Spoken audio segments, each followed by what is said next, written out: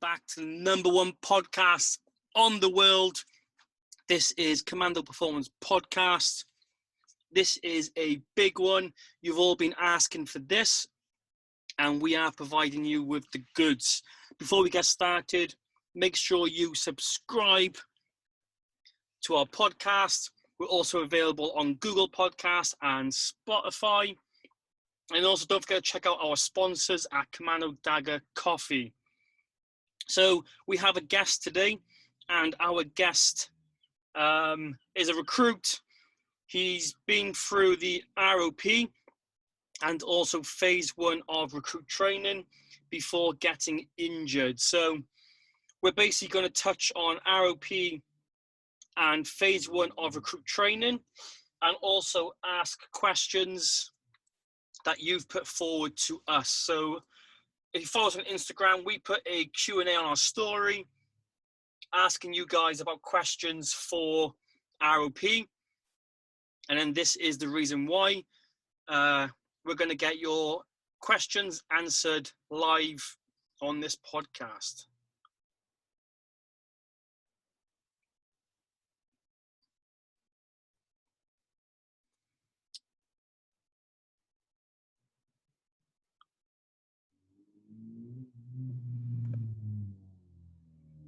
Hey, how's it going? Hey, mate. All good, thank you. Yourself?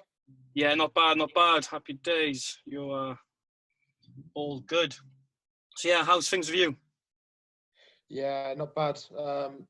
Yeah, busy morning, I guess, we work. But yeah, found enough time to get this done. So yeah, well, thanks for letting me talk about the ROP. No worries, mate. My pleasure. So yeah, before we get straight into that, so yeah, you've done ROP and phase 1, and then you got injured. Yeah, it was a couple of weeks before end of phase 1.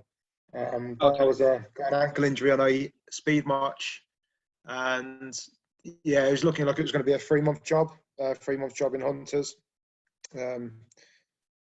So yeah, I decided to. At the same time, my granddad died. So yeah, it was kind of a bad time. So yeah, I decided to leave. And now trying to rejoin for the reserves. Okay, happy days. So yeah, hopefully we're going to get a reservist on soon, and hopefully chat about his time in the reserves, really, because that's like unknown ground pretty much. Like there's not much information online about that. Yeah. So I do have a little thing that I've been sent across about what happens in the 15 months and the process. So I can always forward that on to yourself if that helps as well. Yeah, that'd be cool if you could. Yeah, that'd be pretty sweet. Cool.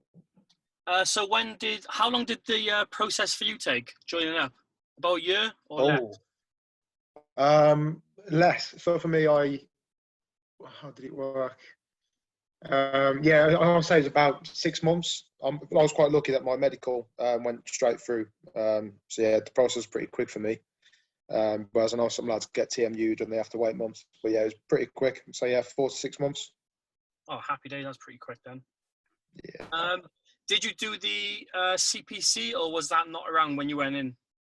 No, just the PJFT plus, and yeah, then straight into the ROP. Oh yeah. How did you find the pre-joining fitness test? Yeah, it's just one of those that if you don't practice it, it can catch you out, but you should be fine. Yeah, you should already have. But if you're looking to go into, say, for example, the PRMC or the CPC, if you're fit enough for that, then you should be fit enough for the PJFT plus. Yeah.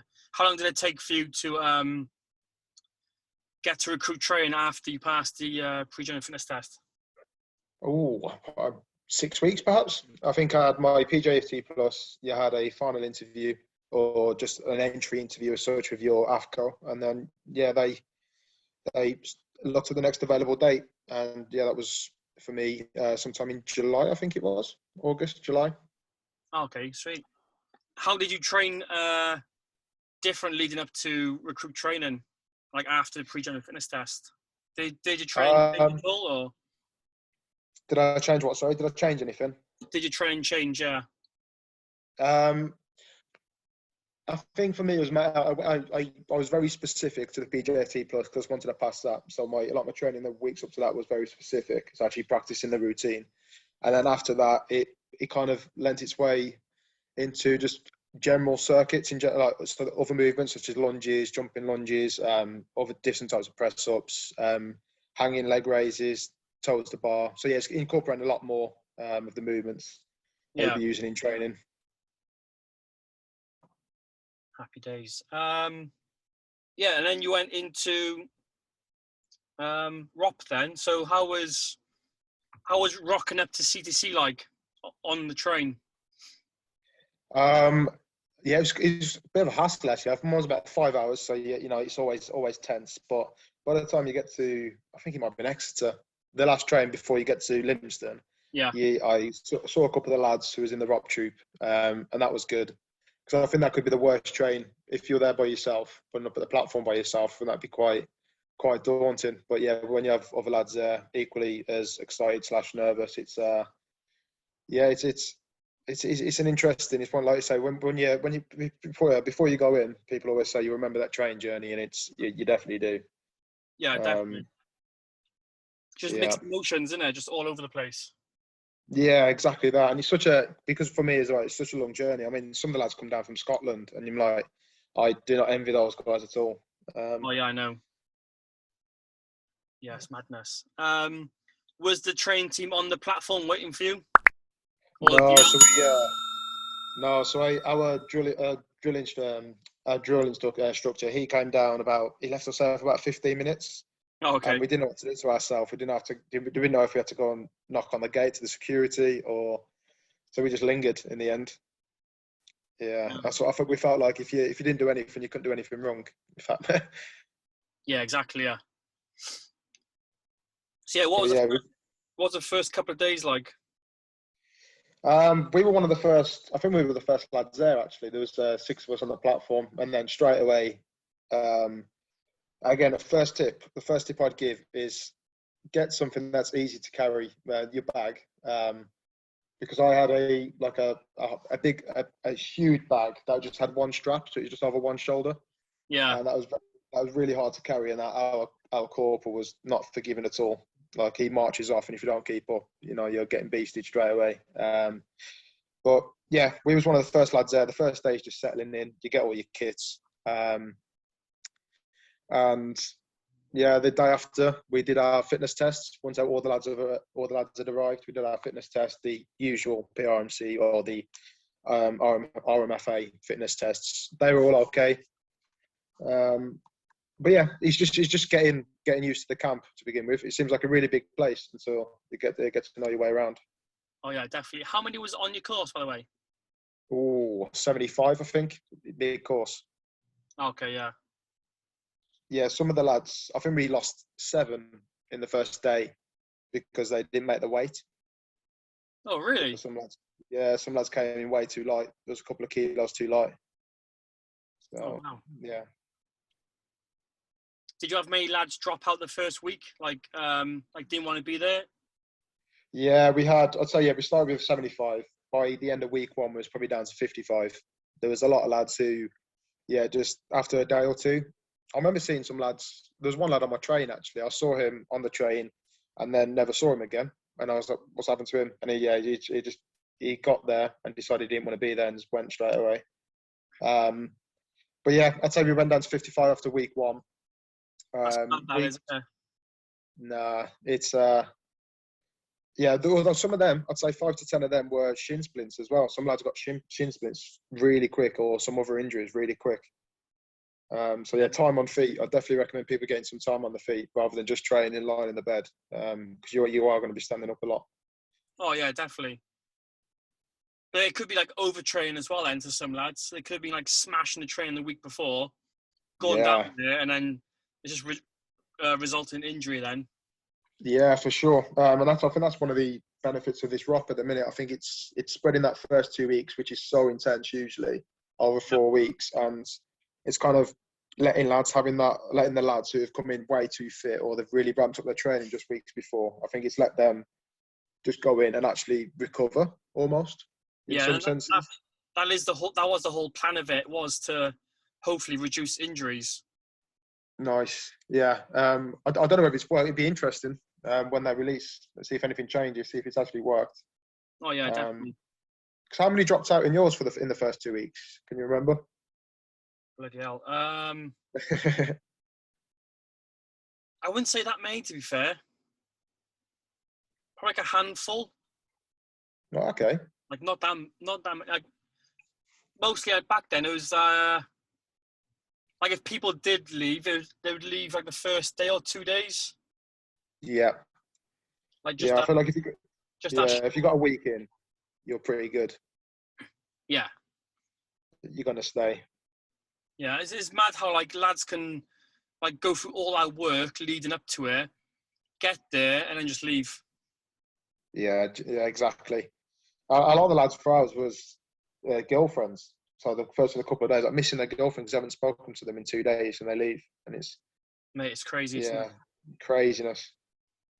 It's mad. So yeah, so first couple of days is just getting used to it. Yeah, so like I said, we did the fitness tests, normal RMFA fitness tests. They weren't pass and fail. They were just kind of I think that's just for the training team to see where the troop are at, Fizz wise. Trying to think what else we did. I think we did the swim test as well on the Wednesday. That's a pass. That's a pass or fail, isn't it? That was pass or fail. Yeah, nobody failed in ours. I think you do get given a second chance, but as long as you can swim, essentially you're okay. That's for us. It was we had to do 4 lengths front crawl, 4 lengths breaststroke. We had to jump off and tread water for a couple of minutes. I think that was all it was. Yeah, that's what normally is. Yeah, jump off the board, swim a couple of lengths, and tread water. Yeah, that was exactly it. How much running or Fizz do you do on the ROP? Oh, yeah. So for hours, running, I'd say it was every other day. In terms of actual training, running wise, obviously so you're running around camp, you're running back into your dorms. But in terms of actual running, we did it pretty much every other day. So I don't know if it's still the case now, but we were one of the first troops, I think, to have heart rate monitors for that first 4 weeks. Okay. So everything was meant to be very controlled. So the first week we was only allowed to stay. I think it had to be below 155 beats per minute when we were running, and it was like literally a mile. The week after was 2 miles, then 3 miles. But that doesn't mean the training team didn't like it. Essentially, they was like, it's way too conservative. So they just told us to take off the heart rate monitors, even though they weren't supposed to. And then they gave us a beasting. So yeah, a lot of the running was just sprints. Obviously, you've been up top field on the AstroTurf. Yeah. So it'd be doggies between like the goal line and the halfway. It'd be like, for example, 2 minutes maximum sprints, 1 minute rest, and do that until you drop, basically. Yeah, the running was pretty minimal, I'd say. Yeah, it always is, because like you said, lads just rock up with like overtraining, so it's that downtime and just trying to rebuild lads. So like, yeah, increasing a mile every week is pretty much like spot on, I'd say. Yeah, I'd actually say myself and a lot of the other lads probably went in, like you say, a bit too fit, and I actually felt like I got less fit, weirdly, in the first 4 weeks. Yeah, you will. Yeah. Yeah, but then after that, once you start doing camp circuits and mainstream, you soon ramp it back up. Yeah, definitely. Yeah, and that's the thing. You just like you're trying to get across to like young lads now. Like with my page on Instagram and that is like, don't just smash yourself and get injured. Like it will slowly ramp up. Yeah, for like, sure. Training is planned, like really smartly planned for that. Like they will build you up slowly. Yeah. Yeah, lads just smash themselves. They love it. What kind of training do you do in ROP? Like, do you do weapon handling, map reading and stuff? Yeah, we did all that. Actually, no, map reading we didn't do until we got into mainstream. But yeah, weapon training, I think that started in week 2. I think it's pretty early on. The first thing you get is a little booklet that explains what the weapon does, how to take it apart, all the different parts to it, what the capabilities of it, and then yeah, you're down in the little huts. I'm not sure what it's called. Yeah, the stances. You're down in there. dismantling the weapon, putting it back together. And there was a weapons handling test actually in week 3. That was pass or fail. Yeah. So yeah, pretty straight in. Was it the same for you, or did you not touch a rifle at all? Back then, I didn't touch a rifle at all. Like first 2 weeks was just foundation, so just admin, just learning to wash, shave, iron, stuff like that for like 2 weeks. And then it's probably the same, probably like week 4, 5 maybe, we started touching the weapon system. Okay. But wow. It was like the first couple of weeks was just admin, just personal admin really. And I think it also helps as well with the admin side. I think you had it a lot harder than what we had it. And the corporal said that. So the beds and things now, they don't. You used to have tits and arse, was it? Tits and arse. I don't think the beds have to be ironed or anything like that now. Yeah, and the trousers don't need a crease down the front. There's quite a few things that help with the admin side. Yeah, I've noticed that. We used to be up until like 1, 2 o'clock in the morning ironing all our rigs for the next day, polishing our boots, and then we'd have to wake up like 4 o'clock and iron our bed in before the DL come in and checked it. So yeah, it was fun. Didn't sleep for probably 10 weeks. I'd say that's in the drop actually. I'd say the sleep's pretty generous. As long as go in being able to iron. Definitely go in because it'll save you so many hours sleep in that first couple of weeks.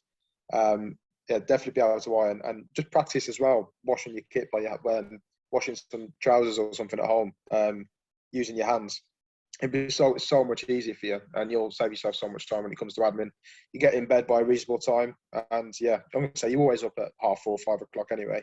But if you can get to bed by 10, 11, because through training that's going to get later and later, so you might as well help yourself out at the start. Yeah, definitely. When do you go into the accommodation blocks? Which is it at the end of ROP or? Yeah, so we was one of the troops that actually went straight into one of the accommodation blocks. Okay. I don't know how much capacity the foundation blocks have. Is it for one troop or is it 2 troops?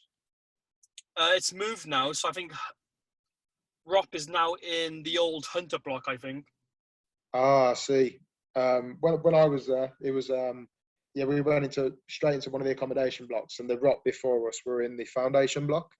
Okay, I think the old foundation block had like 60 beds in, so. Oh, no, we just had one of the blocks of one of the accommodation blocks. We had the whole block, whereas when we moved into mainstream, we had half the block. Yeah, you have 2 floors each to a troop. Yeah. Sweet. So we got some questions from Instagram. Cool. So we'll look at getting some of them answered. So do you get any days off in ROP? So you tend to get weekends off. Well, after Saturday morning, we did drill for a couple of hours. We did some drill, but then from Saturday afternoon, unless the PT puts on an extra Fizz session, so ours lived either on camp or in Exeter. I can't remember what he said. So he said anybody who wants extra PT sessions on a Saturday, he put them on for us. But from Saturday afternoon till Sunday around 7 p.m.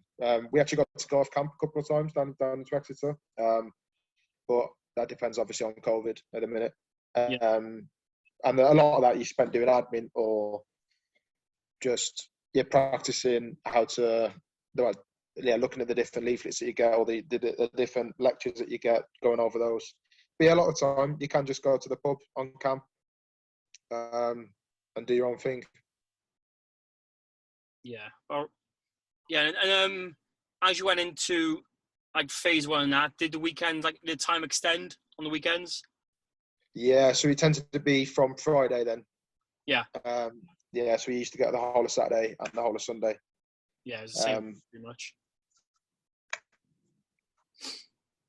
How much running? We've covered that. If you fail ROP, what happens and can you retry? Nice. Yeah. So there's I think it's the end of week 2. There is a inspection of your dorm, your bed, etc. If you fail that, nobody failed it now. It's like you shouldn't fail. You've got to be pretty poor admin wise to fail that. But then yeah, you basically go back to you rejoin the new ROP troop that are coming in on the following Monday. And then if you fail any of which I'll talk about in a bit, any of the tests at the end of the 4 weeks, or also you can fail if the corporals and sergeants says if they don't think you're up to going into mainstream training just yet. So if, like you say, if your attitude's been poor, your admin's pretty poor, they can push you back 2 weeks. It tends to be always just 2 weeks. So you rejoin in the previous ROP. Yeah. Or the next ROP even. Yeah, that's pretty much the same thing all the way through training. There's always like a troop 2 weeks behind. Yeah. Yeah, if you do fail a test, you normally get 2 weeks in hunt and then back into a troop then, hopefully. Yeah. I think there's I'd say when we went into that final couple of tests, I'd say 8 people got pushed back, and that was all through merit. So that was everybody passed the fitness test at the end, but the corporal said to like these 8 lads, "You're not ready to go into mainstream training just yet. Go back 2 weeks." That's fair enough. Yeah. So yeah, that goes on to the tests. What's the pass marks? I think it was either 10 or 11 for the beep test. I can't quite remember. It was somewhere between those two. 5 pull-ups, 40 push-ups, and 60 sit-ups, I think. But the test literally ended on those. On those marks, yeah. So, yeah, on those marks at the end. So I'm not sure if the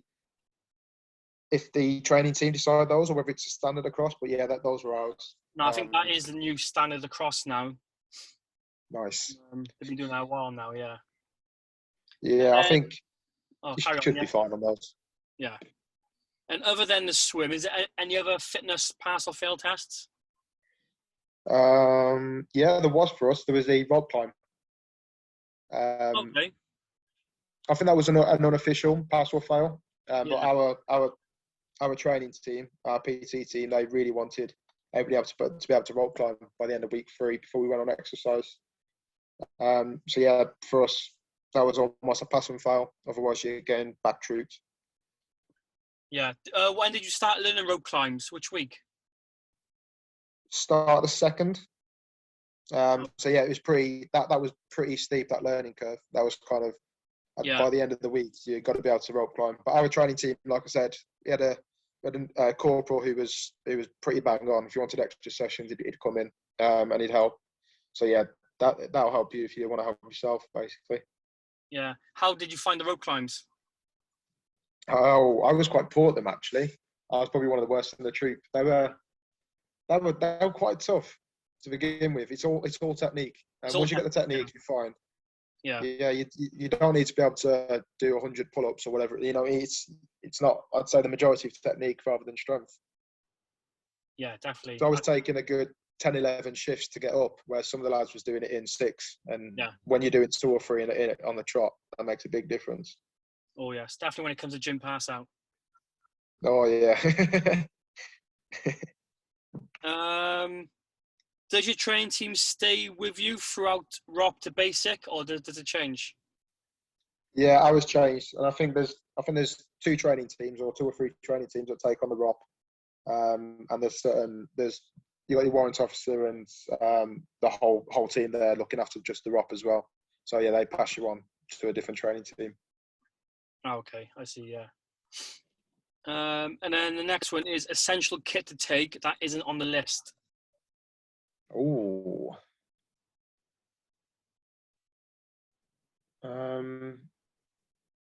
Maybe a bit of tape or some blister plasters, because I don't know if that's on the list or not, but I'd definitely recommend some of those, because I've got quite wide feet, so if lads have got quite wide feet, you will get blisters from your boots, for sure, and breaking in your boots as well. Yeah, you're going to spend a lot of time with them, so maybe a couple of blister plasters. Other than that, I'd say a lot of the kit we were given, so all the boot polish, brushes, etc. We were given all that during the ROP. I don't know if you were as well. No, so, we had to bring all that ourselves. Yeah, all the lads was told to, so we all brought it, but then we got given like a goodie bag with it all in. Oh, fair enough. But I'd say, yeah, everything that was on that list, I'd say it covers pretty much everything other than just blister plasters. Yeah. Happy days. And then, if you get injured in ROP, are you sent home or to Hunter? I think it depends which week you are. If you're in the first 2 weeks, it depends how injured you are. So I think if you're going to be in Hunter for a couple of months, I think they just send you home and basically say, come back, we'll re-ROP you another time. But I think they try and Hunter you when you get into mainstream training. But if you're during the ROP, if it's going to be a 1 or 2 week thing, they'll keep you there. If it's going to be a long term thing, like 2-3 months, they'll send you home. Yeah. How do most people fail ROP? Or what's the most? Fail. Yeah, so for us, it was just that the merit parts, they weren't quite up to it on either the exercise. The exercise is actually one of the biggest determinants, I think, whether you pass or fail ROP. So if you have a really poor exercise and you're on the flank for the 3 days, then on the flank for the lads that don't know, if you get things messed up, you basically get beasted. Yeah. And then so I think that's probably the biggest determinant, because this set like 6 or 7 lads, as I mentioned earlier, those ones who were quite poor on that exercise. So it'd be the kit musters, or they wouldn't wake up for the their night shifts and things like that. They basically got back trooped at the end of the week. Even though they passed all the fitness tests at the end of the week, they failed on other things. Yeah, so I say the fitness, like I say, shouldn't be an issue. If you go in pretty like a decent standard, it's all going to be progressive. You should be fine.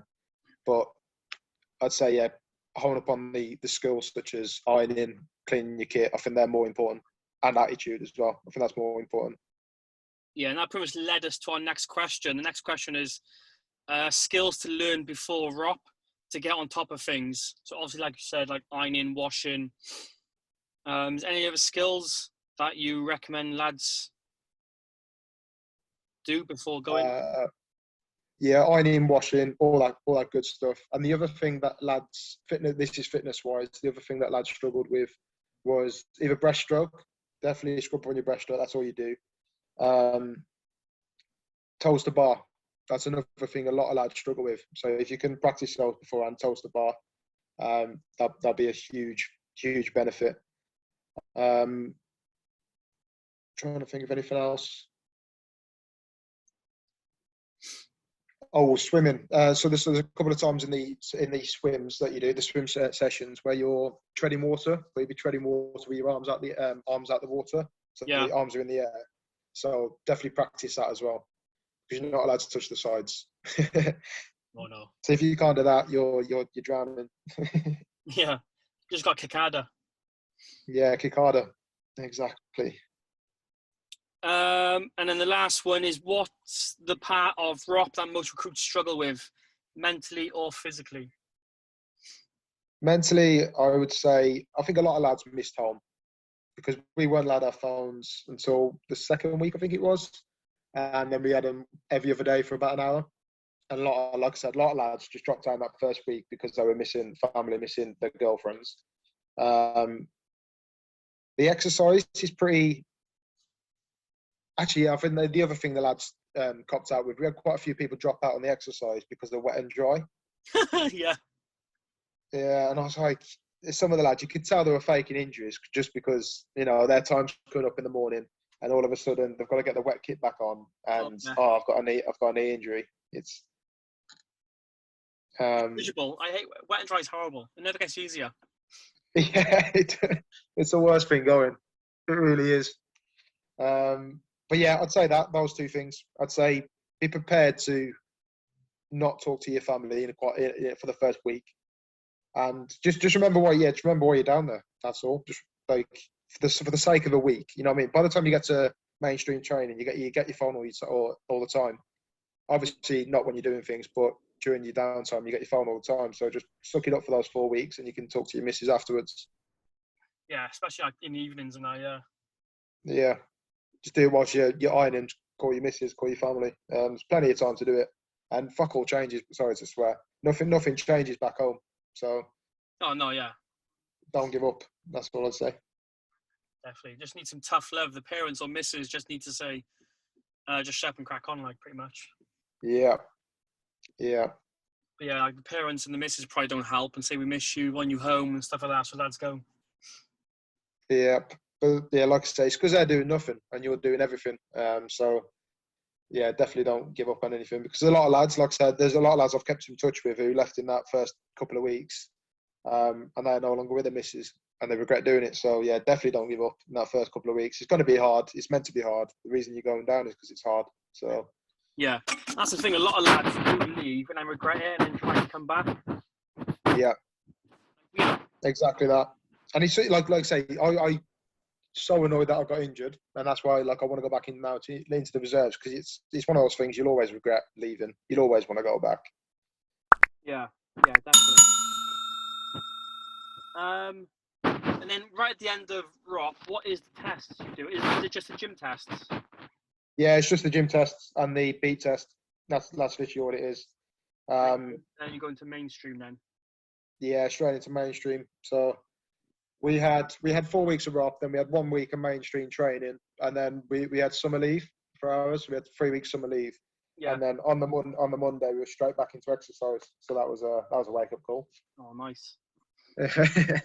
But yeah, the other things during that week, I don't know if any of the lads have asked about the exercise, but I can talk about it if you like. Yeah, no one has, but yeah, I think lads just care about the fitness tests, but not realising the soldiering part of it. Yeah, so it was a 2-night exercise for us. There's a 3-mile jump there and back for your kit, your weapon, and your rifle. Like I said, the wet and dry. Sorry. How was that yomp? It was pretty. Yeah, it's fine. You know what I mean? You just got to keep up. Just put your head down. It's going to be a shock to the system to begin with, but the yomp over is pretty easy, but the yomp back, that's a pass or fail. So yeah, you got to keep up. As soon as you get into training, they get a lot harder. Although, definitely, because the weight just gets heavier and heavier the more you go into training. Yeah, exactly. But that ROP one, you'll be fine.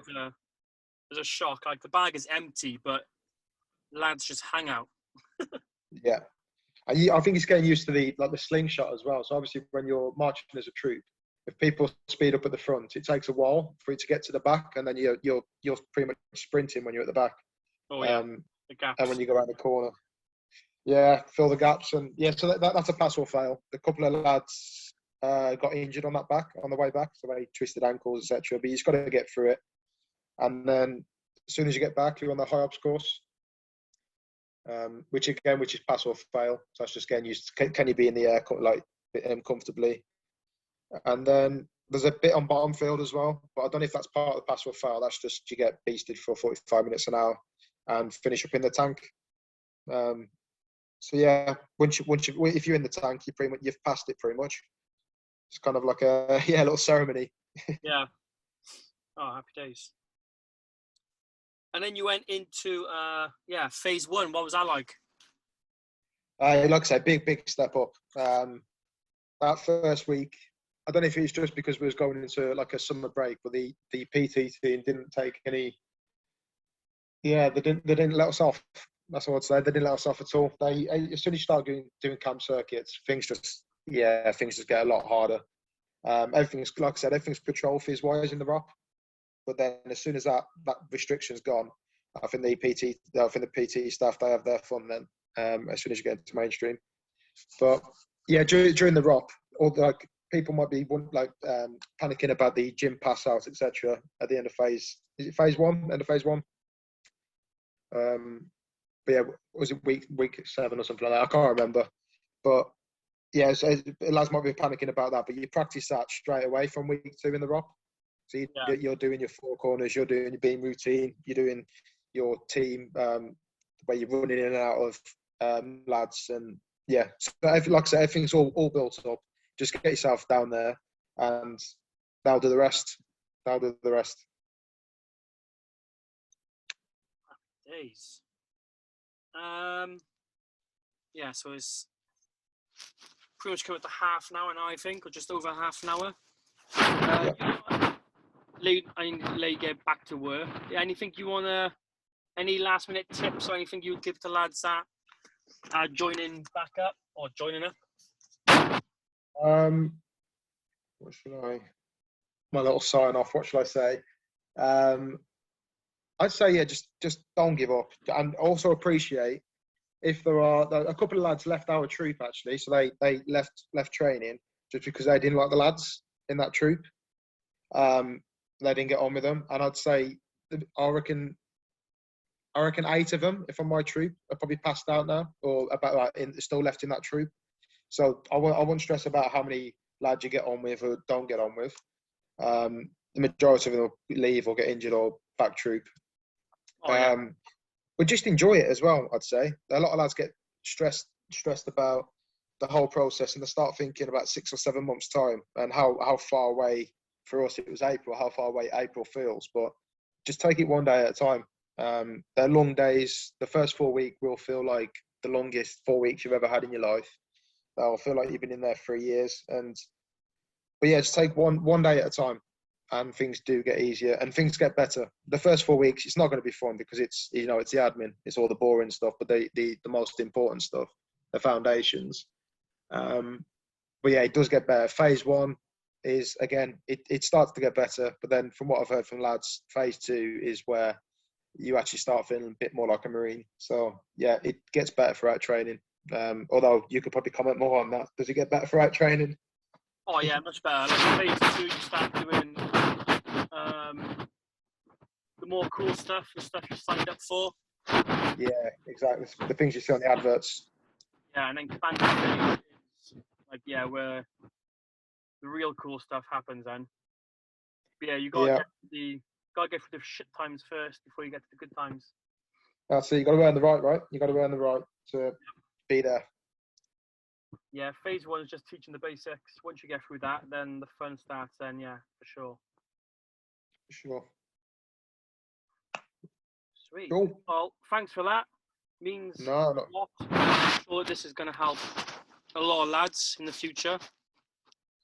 Cool. Yeah. If there's any, like I say, if there's any questions that people ask if you post this on wherever you post it, if you do, I'm happy to answer them as well. If there's any other questions that lads have.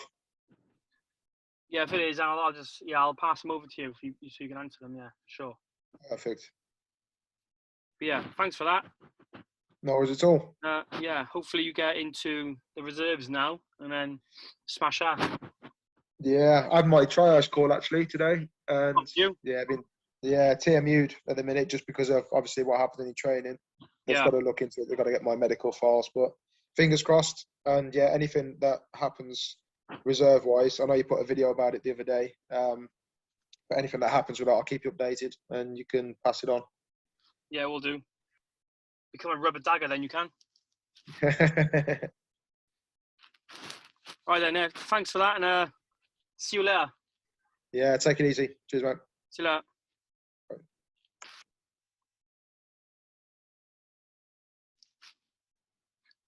Well, guys, hope you enjoyed that. Answered a lot of questions that you had. Make sure you hit that like button, and also make sure you do subscribe to this channel if you're on YouTube. If not, make sure you follow us on Spotify or Google Podcast. And I'll see you on the next episode.